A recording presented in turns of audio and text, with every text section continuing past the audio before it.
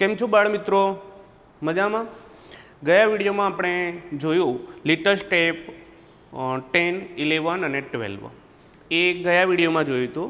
હવે એની અંદર આપણે એક રાઇમ જોઈ હતી tap and snap and clap અને એક સ્ટોરી પણ જોઈ હતી. સ્ટોરીનું નામ હતું ધ સ્કાય ઇઝ ફોલિંગ. અત્યારે આપણે આજના ટોપિકની અંદર ભણવાનું છે લિટલ સ્ટેપ્સ 13, 14 એન્ડ 15 કે લિટલ સ્ટેપ 13, 14 અને 15. હવે આ લિટલ સ્ટેપની અંદર પહેલી તમારે પોએમ છે, શોર્ટ પોએમ છે એટલે કે રાઇમ છે, બરાબર. એ રાઇમનું નામ છે શેરિંગ સ્વીટ્સ. Sharing sweets. પહેલાં તો આ રાઇમનું હું માત્ર પઠન કરું છું. તમે તમારા પુસ્તકમાં સંપૂર્ણ ધ્યાન આપશો. 1 and 1 make 2, 1 each for me, 1 each for you and me. 2 and 2 make 4, 1 each and still 2 more. 3 and 3 make 6, big lollipop on sticks. 4 and 4 make 8, jalebis and burfis on the plate. 5 and 5 make 10, let's count them all again. હવે આ જે rhyme છે એ રાઇમનું નામ શું આપ્યું છે? Sharing sweets. હવે અહીંયા બાળ મિત્રો શેરિંગ સ્વીટ્સ, શેર અહીંયા શેરિંગ સ્વીટ્સ એટલે મીઠાઈની વહેંચણી કે મીઠાઈ વહેંચવી અને વેચવું, આમાં ડિફરન્ટ છે. Lots of different between two words. વેચવું અને વહેંચવું. વેચવું ધેટ મીન્સ સેલિંગ કરવું, સેલ કરવું, એને વેચવું કહેવાય, વેચવું. જ્યારે અહીંયા વેચવું નહીં પણ વહેંચવું છે કે 10-12 બાળકો છે અને એમને ચોકલેટ આપીએ છીએ તો એ વહેંચ્યા કહેવાય, વેચ્યા કહેવાય નહીં. જેને માત્ર શું બાળકોને ચોકલેટની વહેંચણી કરી છે, સરખા ભાગે ચોકલેટ આપ્યા છે. તો અહીંયા પહેલું શેરિંગ સ્વીટ્સમાં છે કે આપણે અહીંયા મીઠાઈની વહેંચણી કરવાની છે. શું છે? પહેલી લીટી જે છે એ પહેલું સેન્ટેન્સ શું છે કે 1 and 1 make 2, 1 and 1 એક અને એક બે થાય છે. 1 and 1 make 2, એક અને એક એટલે કે 1 + 1 = 2 થાય. એક અને એક મળીને બે થાય છે. 1 each for you and me, 1 each for you and me મતલબ કે છે એક મારા અને તારા માટે છે. એક મીઠાઈ મારા માટે છે, એક મીઠાઈ તારા માટે છે. 2 and 2 make 4, 2 and 2 બે અને બે મળીને 4 થાય છે એટલે કે 2 અને 2 4 થાય. 1 each એક તો છે જ એન્ડ સ્ટીલ 2 more અને 2 વધારાની છે. મતલબ કે એક અને હજી પણ 2 વધારે. આગળ આપણને કહે છે 3 and 3 make 6, 3 and 3 3 અને 3 મળીને કેટલા થાય છે? 6 થાય છે. 3 અને 3 6 થાય. Big lollipops on sticks. Big lollipop on sticks મતલબ સ્ટિક. તમે બાળકો છો તો ડેડી તમારા માટે કદાચ લોલીપોપ દુકાનમાંથી લોલીપોપ એક સ્ટીક આવે, લાકડાની સળી આવે અથવા હવે પ્લાસ્ટિકની પણ સળી આવે છે સ્ટ્રો જેવી, અને એની ઉપર એક ચોકલેટ લગાડેલી હોય છે. એ જે છે એ લોલીપોપ કહેવામાં આવે છે. તો બિગ લોલીપોપ ઓન સ્ટીક, આવો એક લોલીપોપ, એક ચોકલેટ જે છે એ એક સ્ટીક સળીની ઉપર હોય છે. 4 and 4 make 8, 4 અને 4 કેટલા થાય છે? 8 થાય છે. Jalebis and barfis on the plate. Jalebi અને બરફી બંને ક્યાં છે? ઓન ધ પ્લેટ, થાળીમાં છે, પ્લેટમાં છે. 5 and 5 make 10, 5 અને 5 10 થાય. મતલબ 5 અને 5નો સરવાળો કરીએ છીએ ત્યારે 10 થાય છે. Let's count them all again. તો ચાલો આપણે તેને ફરીથી ગણીએ. તો ફરીથી કાઉન્ટિંગ કરવાનું હોય તો આપણે પહેલાં શું આવે છે? Let's count 1 to 10. ચાલો 1 થી 10 સુધી આપણે કાઉન્ટ કરીએ, ગણીએ 1 થી 10. તો 1 એટલે 1, 2 એટલે 2, 3 એટલે 3, 4 4 એટલે 4, 5 5 એટલે 5, 6 6 એટલે 6, 7 7 એટલે 7, 8 8 એટલે 8, 9 9 એટલે 9 અને 10 10 એટલે 10. હવે તમારી જે રાઇમ છે એ રાઇમની નીચે આપેલું છે કે આપેલા અંક માટે કાવ્યમાંથી યોગ્ય શબ્દ શોધીને લખો. કાવ્યમાં ન હોય તે શબ્દો તમારા શિક્ષક પાસેથી જાણો. તો અહીંયા 1 to 10 સુધીની કાઉન્ટ કરવાનું છે. તો આપણે લખીએ છીએ 1, તો એની સામે સ્પેલિંગ લખીશું ONE 1. 2 એનો સ્પેલિંગ લખીશું TWO 2. 3 તો એની સામે સ્પેલિંગ લખીશું THREE 3. 4 તો એની સામે સ્પેલિંગ લખીશું FOUR. 5 તો એની સામે લખીશું FIVE. 6 તો એની સામે લખીશું SIX. 7 તો એની સામે લખીશું SEVEN. 8 તો એની સામે લખીશું EIGHT. 9 તો એની સામે લખીશું 9NINE. અને લાસ્ટમાં 10 તો એની સામે લખીશું 10. તો બાળ મિત્રો, પુસ્તકની અંદર જે એક્ટિવિટી છે પહેલી, એની અંદર તમારે 1 to 10 સુધીના સ્પેલિંગો લખવાના છે. ઉચ્ચાર અર્થ લખવાની કોઈ જરૂર છે નહીં. એના પછી એક એક્ઝામ્પલ આપ્યું છે અને એક્ઝામ્પલ પ્રમાણે આપણે નીચે લખવાનું છે કે ઉદાહરણ પ્રમાણે તમારા પરિવારના સભ્યોના અથવા મિત્રોના મોબાઈલ નંબર લખો. હવે એની અંદર ઉદાહરણ આપ્યું છે 2834710145. હવે આ જે છે એ તમારા કોન્ટેક્ટ નંબરની લખવાની હોય તો તમે તમારા પુસ્તકની અંદર તમારા ઘરના સભ્યોનો, તમારા મિત્રોના કોન્ટેક્ટ નંબર લખી શકો છો. અહીંયા એક ઉદાહરણ જેવી રીતે છે એવી રીતે અહીંયા હું એક એક્ઝામ્પલ આપું છું.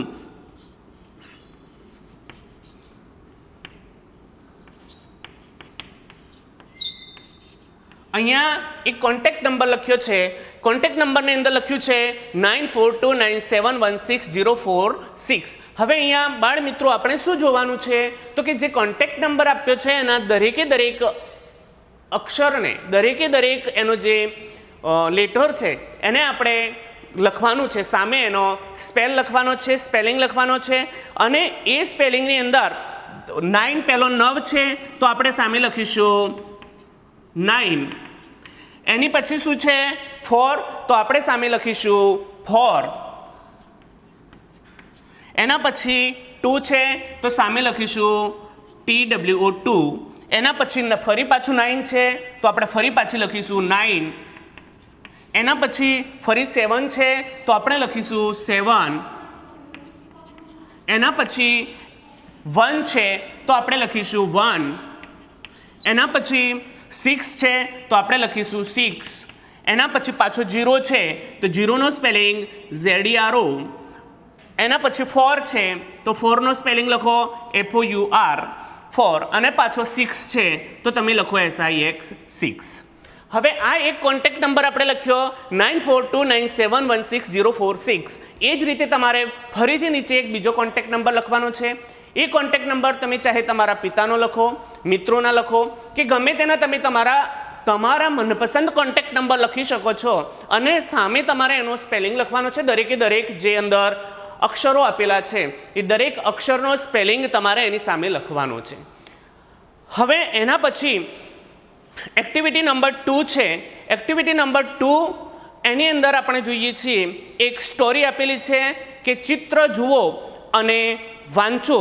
હવે ચિત્ર જુઓ અને વાંચવાનું છે તો કે છે કે સ્ટોરી આપેલી છે. શાના વિશેની સ્ટોરી છે તો સ્ટોરીનું નામ છે the class goes four picnic. The class goes four picnic મતલબ વર્ગખંડ જે છે. હવે વર્ગખંડ, પિકનિક એટલે ટૂંકી સહેલ અથવા સહેલ. તમે ટૂંકી સહેલ, ટૂંકી મુસાફરી હોય તો એને આપણે કહીએ છીએ કે સહેલ અથવા ટૂંકી મુસાફરી અથવા ટૂંકી સહેલ. The class goes for a picnic. વર્ગખંડ ટૂંકી સહેલ ઉપર જાય છે. અહીંયા સ્ટોરીનું નામ છે કે વર્ગખંડ ટૂંકી સહેલ ઉપર જાય છે.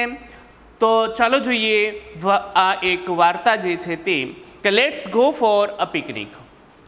બાળમિત્રો, તમે તમારા પુસ્તકમાં ધ્યાન આપશો, એની અંદર પહેલું લખેલું છે કે let's go for a picnic. Let's ચાલો, લેટ્સ તો મતલબ છે ચાલો, ગો એટલે જવું, ફોર અ પિકનિક એટલે કે ટૂંકી સહેલ ઉપર જઈએ, કે છે કે ચાલો ટૂંકી સહેલ ઉપર જઈએ, પિકનિક જઈએ. Yes we want to go for a picnic. Yes we want to go for a picnic, કે હા અમે ઈચ્છીએ છીએ, અમારે કે છે કે અમારી ઈચ્છા છે જ કે અમે ટૂંકી સહેલ ઉપર જઈએ, ફરવા માટે જઈએ. Can we go for a picnic please? Can we go for a picnic please? મહેરબાની કરીને અમે પિકનિક એટલે કે ટૂંકી સહેલ પર જઈએ પ્લીઝ. ત્યારે કોઈ બીજું બાળક કે છે કે please teacher let's go for a picnic. Please teacher let's go for a picnic, કે પ્લીઝ ટીચર, પ્લીઝ શિક્ષિકા બેનને કહે છે કે પ્લીઝ બેન ચાલો આપણે ટૂંકી સહેલ ઉપર જઈએ.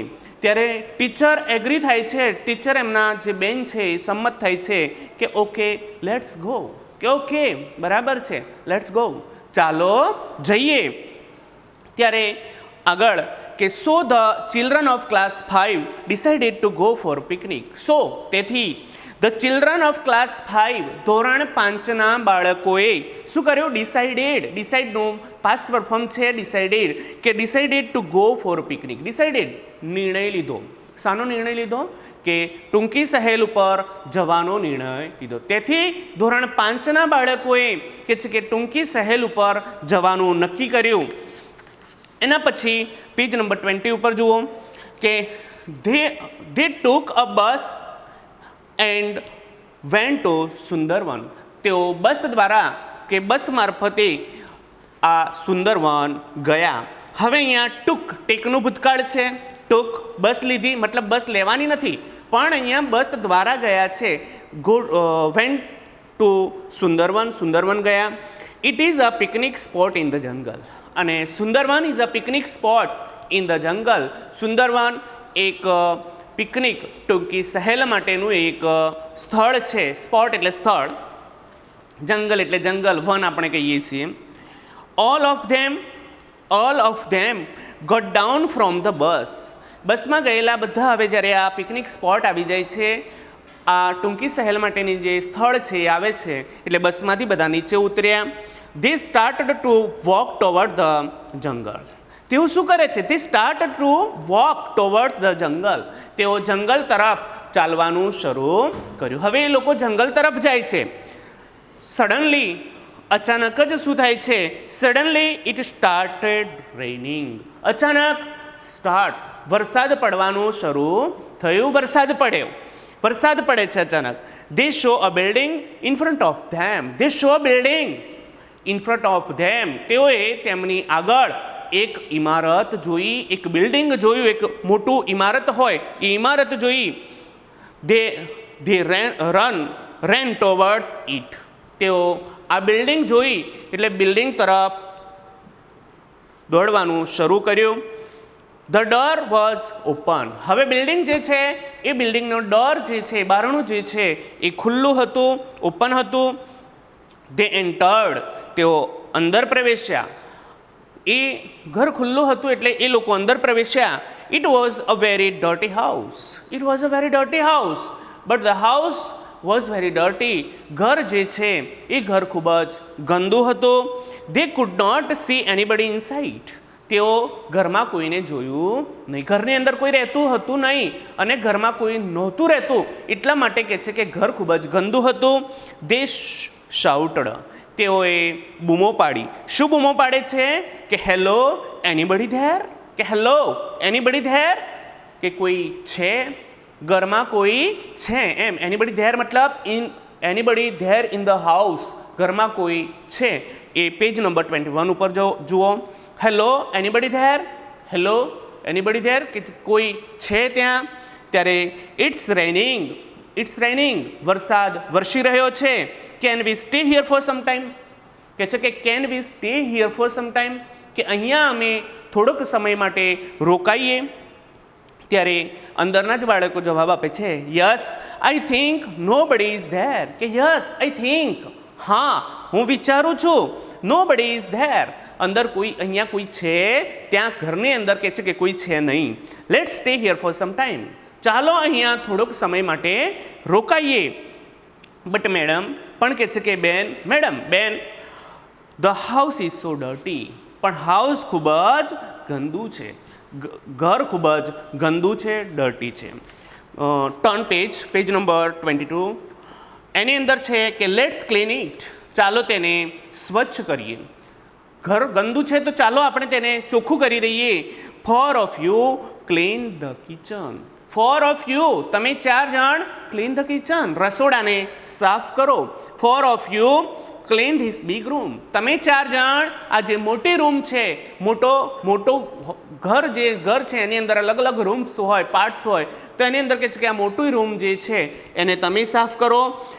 આગળ કે છે મિસ ગૌરી સેડ, કુમારી ગૌરીએ કહ્યું સ્વીપ ધ ફ્લોર, જે ભોય તળિયું જે છે એ ભોય તળિયું પણ વાળો. પપ્પી સેડ, પપ્પી જે ગલુડિયું છે એને કહ્યું કે I will sweep the floor જે છે ભોય તળિયું જે છે એને સાવરણી વડે હું વાળીશ. પપ્પી સ્વેપ્ટ ધ ફ્લોર, અને પપ્પી જે છે એ પપ્પીએ આખું ફ્લોર જે છે ભોય તળિયું જે છે એ સાવરણી વડે વાળી દીધું. Thus they cleaned the room, અને આ રીતે તેઓએ આખા રૂમની સફાઈ કરી દીધી. હવે બાળ મિત્રો એક્ટિવિટી 3ની અંદર વાક્યો બનાવવાના છે. ધીસ અને ધેટનો ઉપયોગ કરીને થોડાક વાક્યો બનાવવાના હોય તો આપણે ધીસ અને ધેટનો ઉપયોગ કરીને વાક્યો બનાવતા આવડતું હોવું જોઈએ. ધેટ મીન્સ કે ધીસ એટલે આ અને ધેટ એટલે પેલું. ધીસનું બહુવચન ધીઝ અને ધેટનું બહુવચન ધોઝ છે.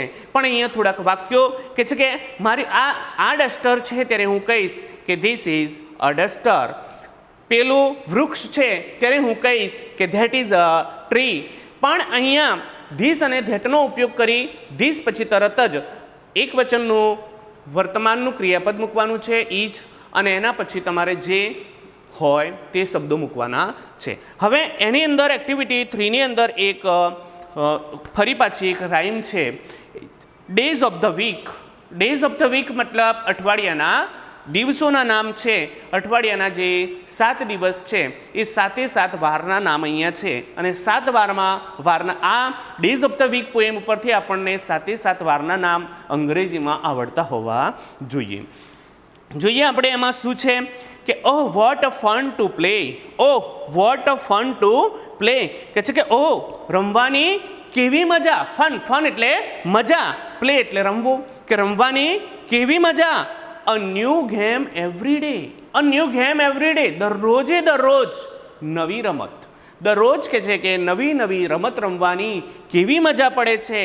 કમ